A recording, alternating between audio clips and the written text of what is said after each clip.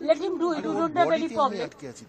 But Vande Mataram के लिए एक बात आपको कहना है, बंगाल से ये सॉन्ग नेशनल सॉन्ग है एंड जनगण मन अधि इज द नेशनल एंथम है, लेकिन वंदे मातरम का पूरा गाना कभी नहीं लिया था। ओनली रविंद्रनाथ टैगोर ने कुछ लाइन, सिलेक्टेड लाइन तैयार किया था, उसी का ऊपर में Vande Mataram national song accepted हुआ था। ये भी जानकारी के लिए मैं बताया, बिकॉज आपने पूछा। पहले तो राज्यसभा ने नोटिफिकेशन दिया था कि जय हिंद बोलना नहीं चाहिए, वंदे मातरम कहना नहीं चाहिए।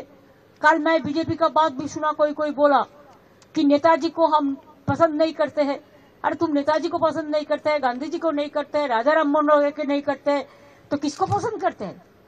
ये कैसे आया ये सब लोग जो देश को बारे में जिसको पता नहीं है, देशेर सम्बन्धे যারা জানে না, তারা নেতাজিকে অপমান করে, বঙ্কিমচন্দ্রকে অপমান করে, রবীন্দ্রনাথ ঠাকুরকে অপমান করে, বিদ্যাসাগরকে অপমান করে, রাজা রামমোহন রায়কে অপমান করে। এরা জানে বাংলার অবদান